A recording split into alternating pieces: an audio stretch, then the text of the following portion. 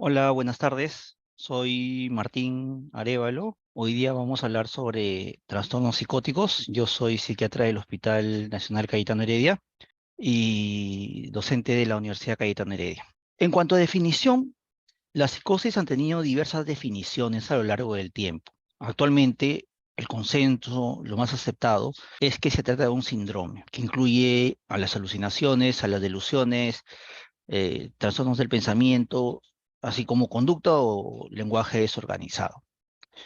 Ahora, al ser un síndrome, significa que muchas entidades pueden producir este síndrome.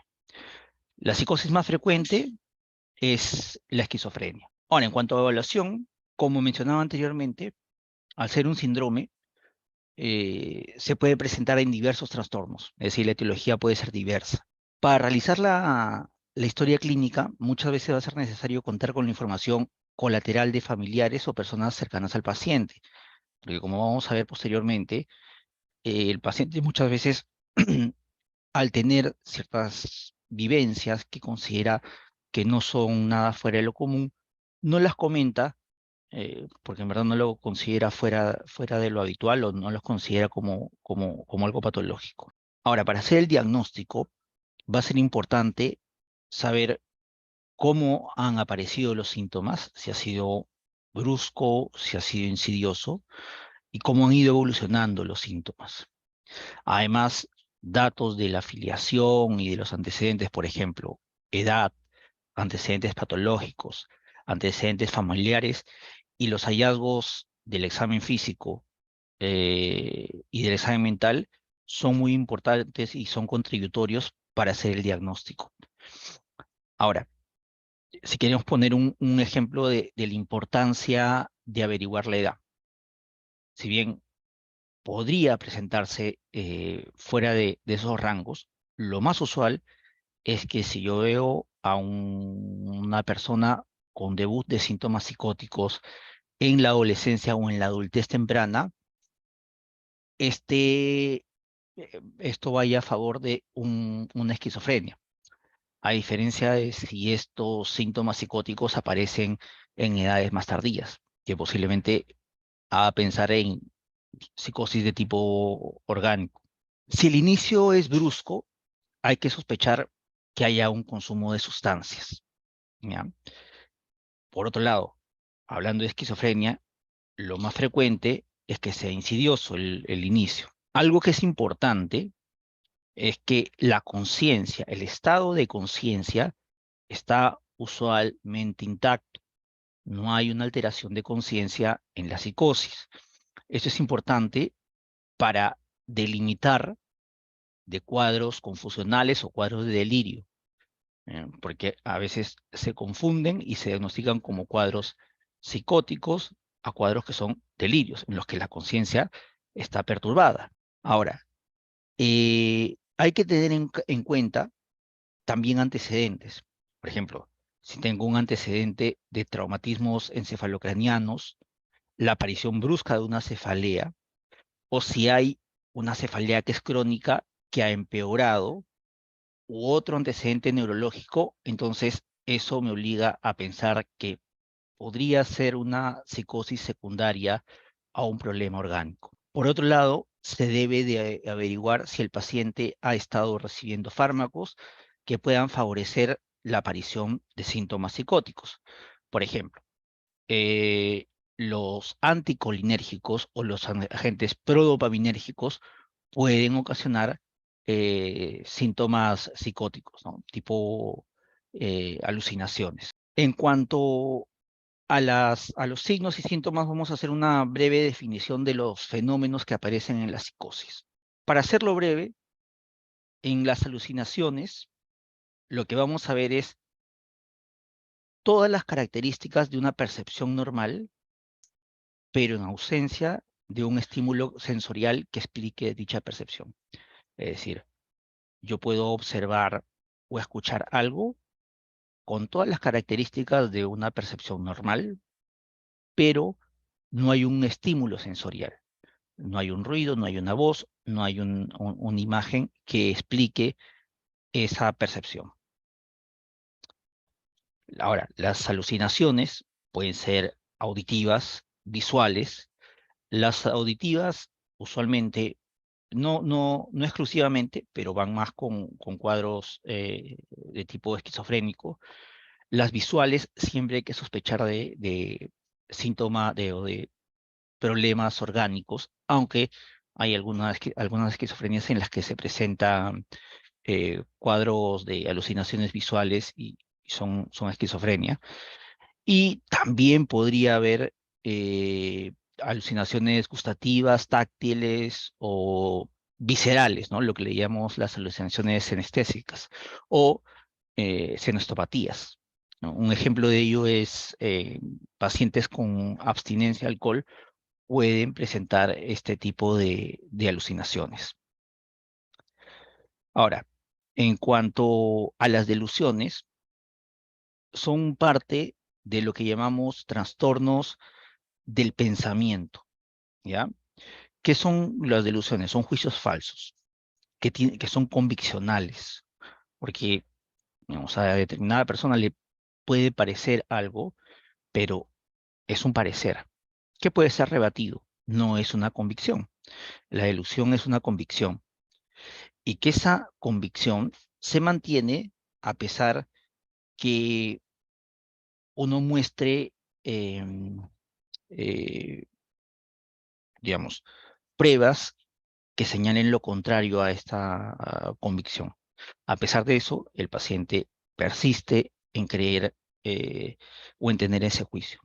Además, esa convicción o ese juicio no está explicado mejor por una cuestión cultural, ¿no? Hay cuestiones culturales en que o religiosas en las que uno puede tener determinados pensamientos, pero esos pensamientos son habituales dentro de este grupo cultural o religioso, ¿ya? Entonces no podemos decir que todo el grupo tiene una patología. Eh, si esa convicción o ese juicio no es culturalmente aceptado y además cumple todas las otras características, que es conviccional, que puede ser que alguna persona me diga lo contrario, es más, me demuestre pruebas que estoy equivocado y yo me mantengo, entonces estaríamos hablando de una delusión. Ahora, en cuanto al lenguaje desorganizado, es todo un espectro que puede variar desde asociaciones sueltas, es decir, se cambia rápidamente el eje directriz. Cuando hablamos del eje directriz es el foco o en general el tema de conversación, y puede ser tan confuso como lo que llamamos ensalada de palabras, donde ahí ya no hay pequeños pensamientos que se entrelazan sin mayor vínculo, sino que hay palabras al azar que no tienen ninguna razón por la que se entrelacen, ¿no? Por ejemplo, puedo decir en el ámbito de la pluma, la reunión, vamos, señalar, muy, real, eso es una ensalada de palabras. Es decir, digo muchas palabras, pero que no tienen un vínculo entre sí, y por lo tanto el lenguaje es inentendible. Esto de acá hay que diferenciarlo del, digamos, del lenguaje desorganizado, vamos, este es el extremo de la ensalada de palabras, en que pueden haber segmentos o fragmentos de, de pensamientos que sean entendibles, pero que se vinculan con otros que uno no tiene que no tienen ningún sentido, ¿no? Por ejemplo, digo, el clima está frío y hoy los carros vuelan. No tienen ningún sentido entre las dos oraciones.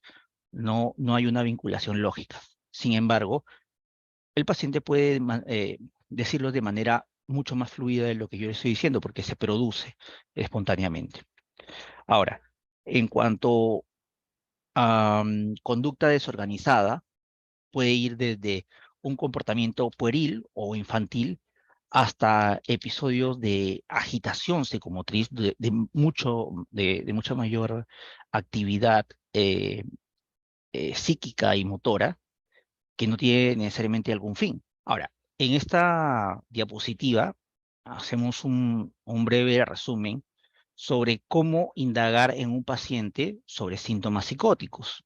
Eh, eh, Hay que tener cuidado porque un paciente generalmente que tiene estos síntomas, mm, si uno le pregunta directamente si escucha voces o si ve cosas, posiblemente no lo tome a bien, ¿ya? Hay que hacer a veces una introducción como para que el paciente sienta que no está siendo juzgado, ¿no? Entonces, le puede decir, uno le pregunta, ¿algunas le ha parecido escuchar ruidos o voces?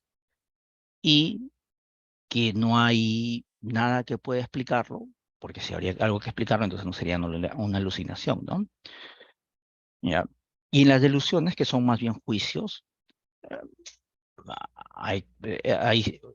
eh, se puede preguntar directamente qué tipo de delusión, ¿no? En el ejemplo de acá, sentirse bajo el control de alguna fuerza, sería una delusión de control.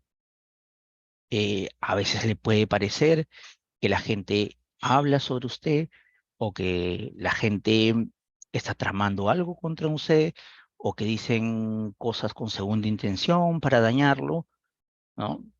Eh, Esas son preguntas que me pueden ayudar a evaluar alucinaciones y delusiones. Pueden haber delusiones de grandeza, es decir, que yo tengo la convicción que tengo facultades, habilidades que me diferencian del resto, y le puedo decir pues al paciente, ¿no? Si tengo algo especial que me diferencia del resto de la gente, o si tengo habilidades o poderes que el resto no tiene, ¿ya?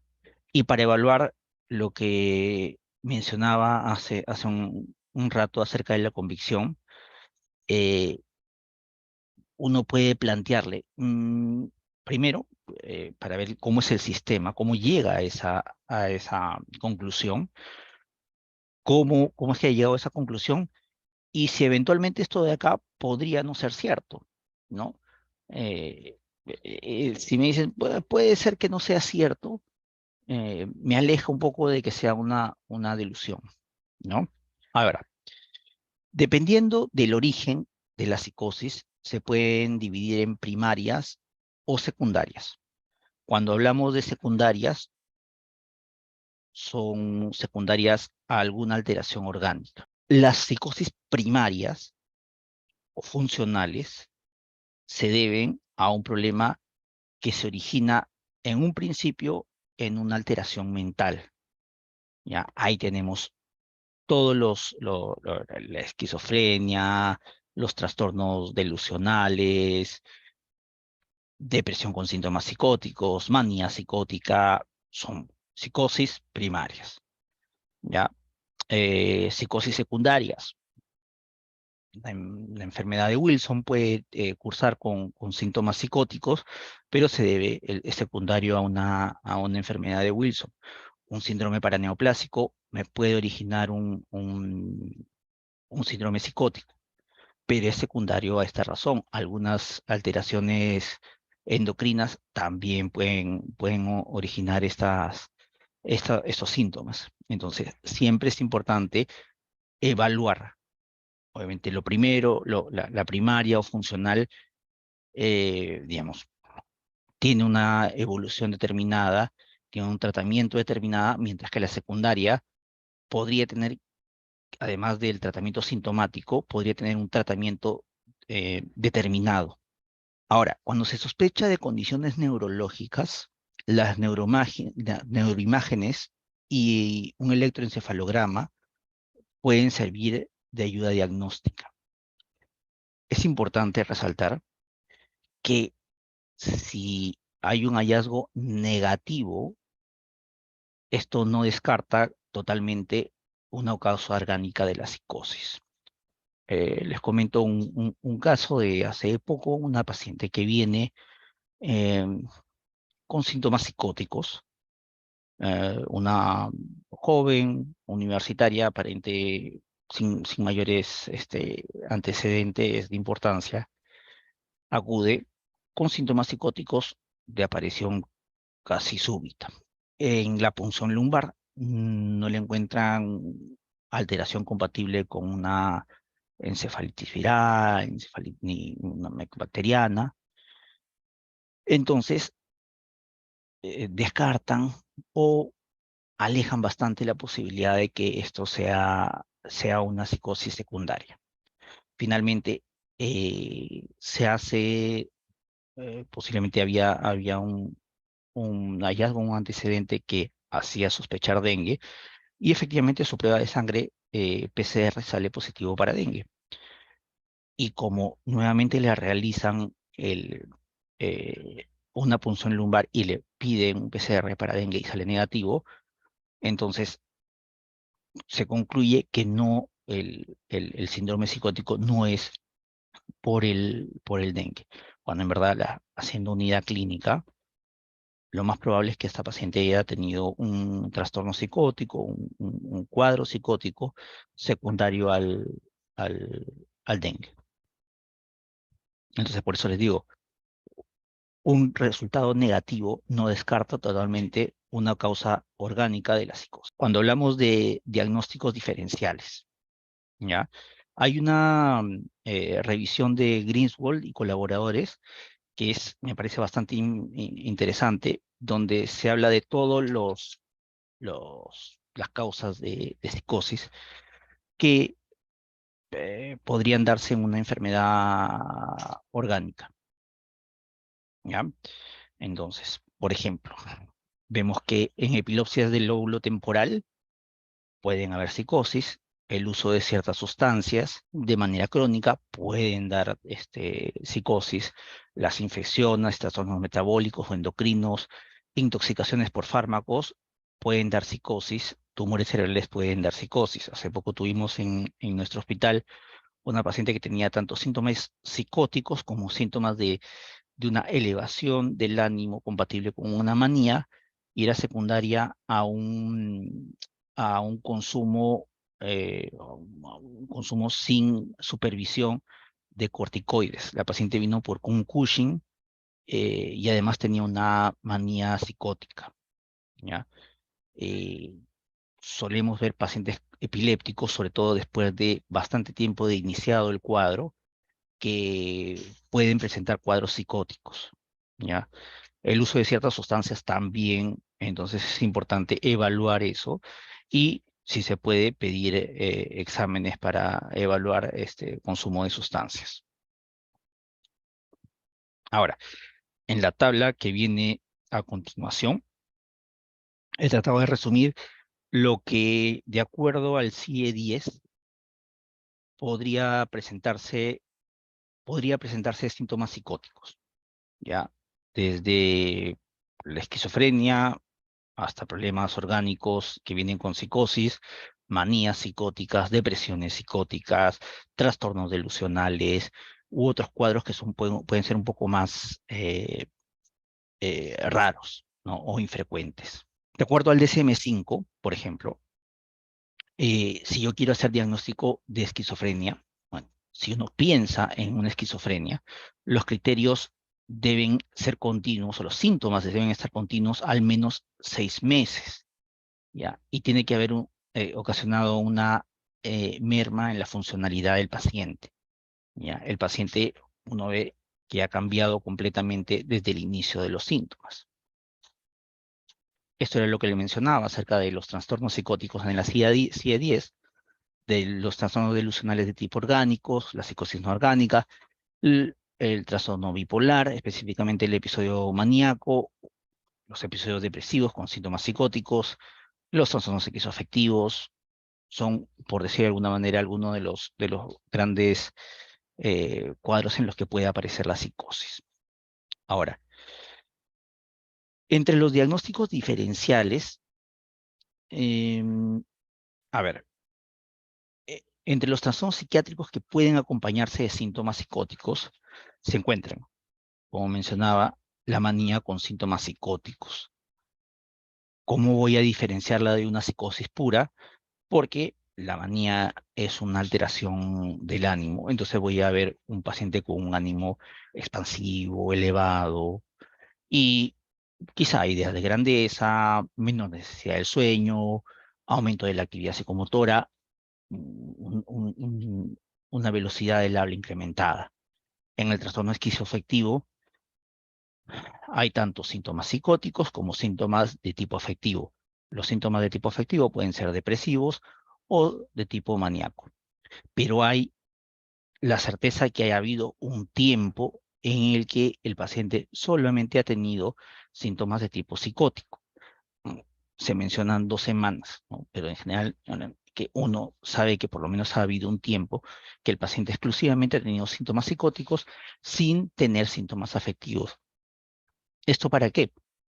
Porque si yo no tendría esto, este tiempo de exclusividad de síntomas psicóticos, podría tranquilamente decir, bueno, este paciente tiene síntomas psicóticos porque son secundarios a lo afectivo. No, en el trastorno esquizoafectivo, no es exactamente secundario a lo afectivo. Hay tanto la parte psicótica como la afectiva, pero lo psicótico no depende de lo afectivo. Ahora, si estoy pensando en que es una depresión con síntomas psicóticos, voy a ver síntomas depresivos, ¿vale? Es decir, tristeza, lo más frecuente, disminución del sueño, disminución del apetito, aunque podría haber lo contrario, eh, anedonia, ideas de culpa, ideas de minusvalía, eventualmente hasta ideas de muerte. Ahora, ¿cómo manejamos un paciente con un trastorno psicótico? Creo que esto es bastante importante. Lo primero que tendríamos que ver es si es que hay una situación que puede poner en riesgo al paciente o a la gente que lo acompaña, ¿no? Riesgo para sí mismo si es que hay ideación o hay un intento suicida o síntomas maníacos que hagan que el paciente se ponga en riesgo, ¿no? O si es que está agitado, está suspicaz, cree que la gente le quiere hacer algo y en respuesta a esto podría haber agresividad. ¿Ya? Entonces, lo primero que hay que ver es qué tan riesgoso para él o para otras personas puede ser el mismo paciente. Ahora, en cuanto al tratamiento específico, tanto los antipsicóticos clásicos como los atípicos son similares en cuanto a eficacia. Entonces, ¿en dónde radica la diferencia? Radica básicamente en el perfil de efectos adversos. El perfil de efectos adversos de los antipsicóticos clásicos va a ir más por el lado de alteraciones motoras o elevación de la prolactina, mientras que los atípicos, el efecto puede verse en un mediano largo plazo, básicamente alteraciones metabólicas. Ahora, eh, en cuanto a la psicosis asociada a, por ejemplo, a demencias, eh, hay que tener mucho cuidado porque el uso de antipsicóticos parecería incrementar el riesgo de mortalidad por enfermedades cerebrovasculares. Entonces, debe ser muy cauteloso el uso de antipsicóticos y no debería de darse, por ejemplo, como la esquizofrenia que se da de manera prolongada, sino que si es que ya no se pueden utilizar otros métodos, utilizar el antipsicótico, pero por un breve tiempo hasta que el cuadro ceda, ¿ya? Los inhibidores de la acetilcolinesterasa podrían, como alternativa o como ayudantes, además del antipsicótico, podrían reducir los síntomas en pacientes con psicosis en enfermedad de Alzheimer, en la demencia en enfermedad de Parkinson o en la enfermedad de cuerpos de Lewy difusa. Como les decía, los antipsicóticos siguen siendo usados como sintomáticos. Es decir, puede ser que yo tenga un paciente con una psicosis orgánica, voy a utilizar el antipsicótico como un sintomático para manejar la psicosis y manejar la intensidad, pero finalmente el tratamiento va a ser el tratamiento de la enfermedad del fondo, ¿ya? Como les decía, la evidencia del beneficio de los antipsicóticos en pacientes con psicosis asociada a enfermedad de Alzheimer no es clara en cuanto al largo plazo, porque depende mucho de cómo se va deteriorando el paciente. En psicosis en enfermedad de Parkinson no hay tanta evidencia, pero vamos a eh, quizá poner como prioridad aquellos que no afecten tanto la parte motora, ¿no? Clozapina, quetiapina podrían ser buenas opciones. Y en cuanto al beneficio del uso de antipsicóticos en otras condiciones neurológicas es mínima, ¿no? Les mencionaba en algún momento lo de la enfermedad de Wilson. Eh, Se puede comenzar a veces con un antipsicótico, pero como hay depósitos de cobre, lo que va a comenzar a aparecer son síntomas neurológicos. Entonces, la evolución no va a ser muy buena. Si bien hay limitaciones en la evidencia para el tratamiento de psicosis a condiciones, psicosis asociadas a problemas neurológicos, sí se ha visto que hay pacientes que se benefician de los antipsicóticos, principalmente si es que habían habido otras intervenciones, tanto farmacológicas como no farmacológicas, que no han mejorado los síntomas. Si yo ya he hecho el diagnóstico de un cuadro psicótico, voy a iniciar una medicación y supongo que el tratamiento va a ser crónico, entonces debo hacer algunos exámenes de base para ir viendo en la evolución si aparecen complicaciones. Por ejemplo, debo evaluar peso, debo evaluar circunferencia abdominal, debo evaluar la frecuencia cardíaca, la presión arterial, cómo está el perfil metabólico, eventualmente si hay que hay problemas del trastorno de movimiento y evaluación del estado nutricional, porque eventualmente los medicamentos pueden ocasionarme alteraciones a cualquiera de los niveles mencionados. Entonces, si aparecen en algún momento, quiero cuantificar en cuánto están cambiando, ¿no? Ocurre a veces que, por ejemplo, en pacientes que no tenían un control de, de prolactina y posteriormente encuentro prolactina elevada sin que necesariamente haya galactorrea, no sé si es que eso es efecto del antipsicótico o eso estaba antes del antipsicótico. Entonces, es bueno hacer un dosaje previo.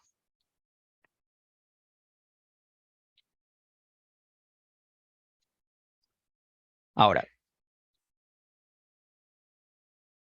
una vez que se ha hecho el diagnóstico de psicosis, el tratamiento se debe instaurar lo antes posible, ¿ya? El tratamiento tiene fases. La primera fase será el objetivo, es disminuir el riesgo de que el paciente se haga daño o haga daño a otras personas, es decir, disminuir la agitación. Luego, debo comenzar a llevar al paciente a una dosis en que los síntomas remitan y posteriormente en el que el paciente ya esté mejor, ya no tenga síntomas o los síntomas estén muy atenuados, entonces el objetivo sería devolver a este paciente lo más que se pueda a una vida social, académica, interpersonal, digamos, el máximo potencial que se pueda, ¿ya? Para esto, por ejemplo, puede ser importante la rehabilitación. De hecho, es bastante importante, ¿no? Cuando yo encuentro un episodio psicótico agudo, si estamos hablando, por ejemplo, de esquizofrenia, se ve que cuanto el inicio del tratamiento es más temprano, el pronóstico es mejor, ¿ya?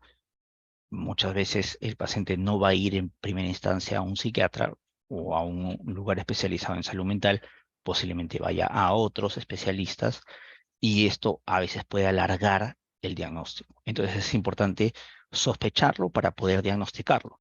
Ahora, si es que yo he tenido un paciente con un cuadro psicótico, un primer cuadro psicótico, por lo menos el tratamiento farmacológico antes de evaluar si debo seguir o no, debe ser al menos 12 meses. Mencionaba que los antipsicóticos, tanto los clásicos como los atípicos, tienen efectos secundarios.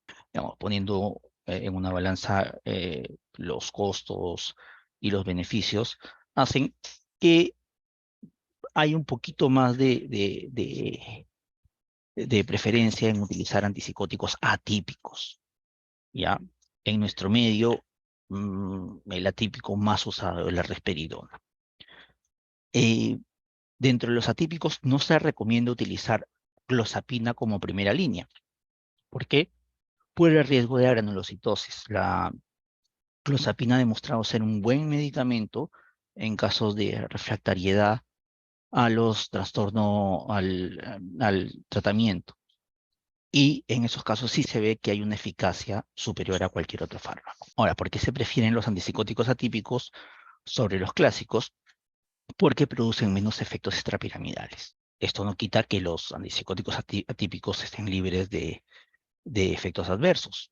Hay que recordar el aumento de peso, la dislipidemia, la diabetes. Entonces es importante tomar los parámetros que les mostraba hace algunas diapositivas y no solamente tomarlos al comienzo, sino regularmente ir viendo cómo va y en el momento en el que se considere necesario, hacer una evaluación por endocrinología o por el servicio que sea pertinente. Ahora, en el Perú, como decía, el antipsicótico atípico que tenemos más a la mano es la risperidona. Eso hace que, inclusive en algunas guías se sugiere iniciar con risperidona, ¿ya?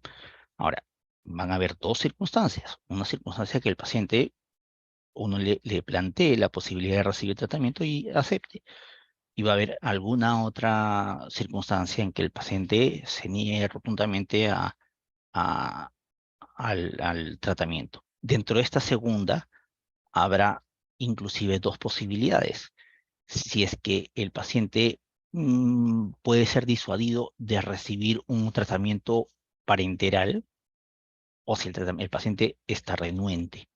Si es el último caso, lo mejor sería que quede en observación o en un internamiento, ¿no?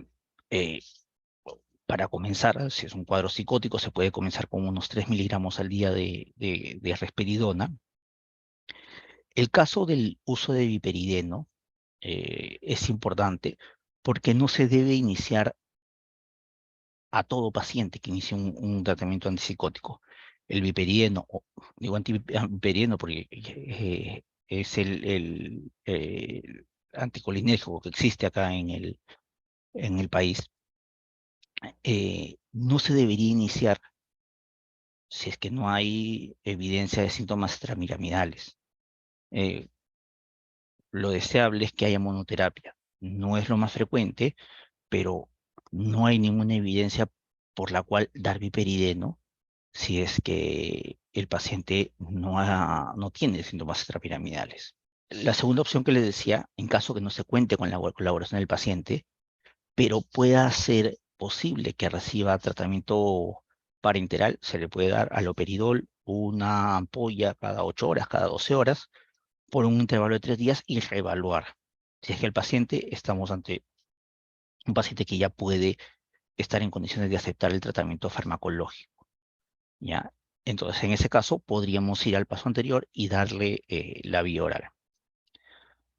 Ahora, no significa que necesariamente lo principal es disminuir los síntomas de alteraciones conductuales, pero en cuanto a lo demás, más o menos 4 semanas debería esperar para ver si es que determinado medicamento, determinada dosis es efectiva, para ver si es que hago alguna modificación o algún cambio. Ahora, en cuanto a manejo no farmacológico, ¿qué se ha encontrado que es importante? La intervención psicológica, por ejemplo, intervención familiar. Familiar principalmente en manejar la emoción expresada. Es algo que acá en el Hospital Cayetano Heredia se está comenzando a hacer intervenciones familiares para disminuir esta emoción expresada que puede afectar en las recaídas. Terapia cognitivo-conductual individual también puede ser importante. Debe de hacerse psicoeducación, es algo que también con el equipo de enfermería se está haciendo acá en el hospital, y todo lo que pueda mejorar la adherencia, ¿ya? Es importante que haya grupos de soporte tanto para los pacientes como para los familiares. La rehabilitación es sumamente importante. Hay que recordar que si estamos hablando de la esquizofrenia, hay síntomas, los llamados síntomas negativos, no mejoran mucho o casi nada con los tratamientos farmacológicos. Entonces, la rehabilitación es lo más eficaz que se tiene, por lo menos hasta el momento. Mencionaba hace un rato qué hacer para monitorear y evaluar el tratamiento antipsicótico.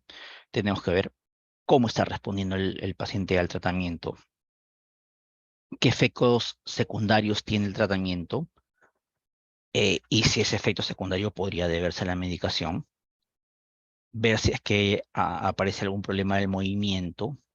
Hay que evaluar peso, hay que reevaluar circunferencia abdominal, frecuencia cardíaca, presión arterial, evaluar cómo está el perfil metabólico, evaluar también si es que hay adherencia al tratamiento, ¿ya? Evaluar si es que es el paciente el que toma la medicación o es un familiar el que se la da, ¿ya?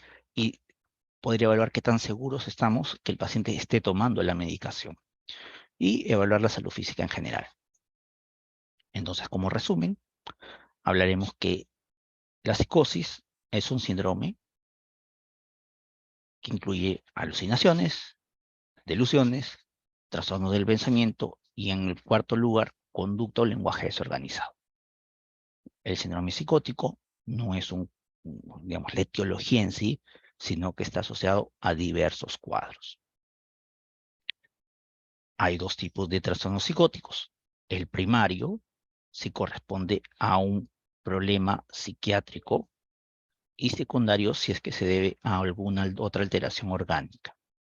Para encontrar la etiología, se debe hacer una buena historia clínica minuciosa, para definir qué tipo de psicosis tiene el paciente, si es primario o es secundaria. Ante la posibilidad que la psicosis sea secundaria, se debe solicitar exámenes auxiliares pertinentes. Estábamos hablando de neuroimágenes, electroencefalograma, entre otros, eh, posiblemente uno de metabolitos de drogas. Antes de iniciar el tratamiento con antipsicóticos, es importante tener un basal de parámetros clínicos y de laboratorio. Si vamos a hacer una recomendación farmacológica, podríamos hacer una recomendación de un antipsicótico atípico y de los atípicos. Por acceso, el mejor, o el más, digamos, el que hay mayor acceso, es la risperidona. Para disminuir los efectos secundarios se recomienda ir titulando progresivamente, es decir, ir aumentando progresivamente la dosis del fármaco y reevaluar de acuerdo a la respuesta clínica. Obviamente esto de acá no es absoluto, porque si el paciente está agudamente enfermo, no me va a dar tanto tiempo para que esta titulación sea tan lenta. Voy a posiblemente que titular rápidamente, y una vez que hayan cedido los síntomas, recién evaluar si es que eh, esa dosis se puede disminuir o no. Son algunas de las bibliografías o de las pautas que he evaluado, y quería darles las gracias por haber, por haber entrado a la ponencia, y cualquier consulta. A la pregunta de cuáles son los síntomas de una persona psicótica, mencionaba, pueden haber alucinaciones. Es decir, puedo escuchar, puedo ver, por mencionar los dos principales tipos de alucinaciones, cosas que el resto de gente no puede escuchar o no puede ver. Y haber un juicio que es conviccional. Puedo estar completamente seguro que alguien me quiere hacer algo, o que yo tengo una habilidad especial, por poner algún tipo de ejemplo, o que una pareja me está haciendo infiel, pero con la convicción del caso, ¿no? Esto hay que diferenciarlo de la creencia. Me puede estar haciendo, me puede estar pasando. No, me está pasando y estoy completamente seguro de que eso está ocurriendo, ¿no? Y los síntomas que le decía, lo del lenguaje desorganizado, en que no hay mucho nexo entre uno y otro pensamiento, inclusive esta ensalada de palabras, y el comportamiento, pues, desorganizado, como que no tiene ninguna finalidad. Ahora, el manejo, hay otra pregunta, gracias. El manejo en una psicosis puerperal, el manejo de la psicosis puerperal debe ser el manejo como cualquier otra psicosis, acordarse de que eh, está tanto en riesgo la vida de la puérpera como del recién nacido. Entonces debería ser con medicación. Posiblemente, bueno, si es que la paciente continúa hospitalizada, se le podrían dar medicación parenteral y ahí es importante evaluar. Nos ha tocado acá en el hospital ver pacientes con psicosis puerperal, entonces evaluar si es que ese paciente, a pesar de la psicosis, puede dar de lactar. Sabemos que lo importante de la lactancia, inclusive es importante ver qué medicamento vamos a usar. Hay una página que es iLactancia, que vemos qué tanto pasa a la leche cada medicación, ¿no? Entonces, dependiendo de eso, podemos utilizar un fármaco, obviamente el que menos pase a la leche materna, ¿ya? En cuanto a, digamos, más bien los antipsicóticos, algunos antipsicóticos podrían aumentar la prolactina, lo que va a hacer que aumente la producción de leche, y en ese caso, digamos, más bien sería un efecto positivo, pero hay que tratarlo de todas maneras, ¿no? Y evaluar si está la paciente en condiciones de quedarse a solas con el niño o de darle de lactar, ¿ya? Eh, Hay otra pregunta. Un F32.3, que debe ser un trastorno depresivo, ¿cuánto tiempo necesita de tratamiento farmacológico? De tratamiento farmacológico. Bueno, el tratamiento farmacológico va a depender, ¿no? Si es un trastorno, una depresión con síntomas psicóticos, se deben iniciar el antidepresivo y el antipsicótico al mismo tiempo. Ver cuando hay mejoría, recién evaluar si se puede dejar el antipsicótico, y como se considera un cuadro grave, debería ser, por lo tanto, mayor tiempo la duración del tratamiento antidepresivo, ¿no? Hay que también tener en cuenta qué número de episodio es. Em, a propósito de la pregunta anterior de la psicosis puerperal, tanto la depresión posparto como la psicosis posparto están bastante emparentadas con trastorno bipolar. Por lo tanto, evaluar bastante estos casos, porque puede tratarse de un paciente o de una paciente bipolar, eh, y que está debutando con un cuadro depresivo, un cuadro psicótico. En cuanto a las dosis de risperidona, según los insertos deberíamos estar hasta 6 u 8 miligramos máximo. Sin embargo, hay casos en los que se utiliza un poco más, ¿no? De haber visto, es 10 a 12, que puede ser terreno a nadie, ¿verdad? Posiblemente haya muy pocos estudios en los que se evalúe si es que hay mucha más eficacia más allá de los 8 miligramos, por ejemplo, ¿no? Ahora, la pauta de qué velocidad va a darse es de acuerdo a qué tanto está tolerando el paciente y cómo están cediendo los síntomas. Mm. Si el paciente está tolerando bien el fármaco, porque digamos, algo que podría a veces hacer que el paciente deje de tomar es el sueño. Si le da mucho sueño, entonces uno debe de ir más despacio o eventualmente valorar el uso de algún otro antipsicótico que no dé tanto sueño, ¿no?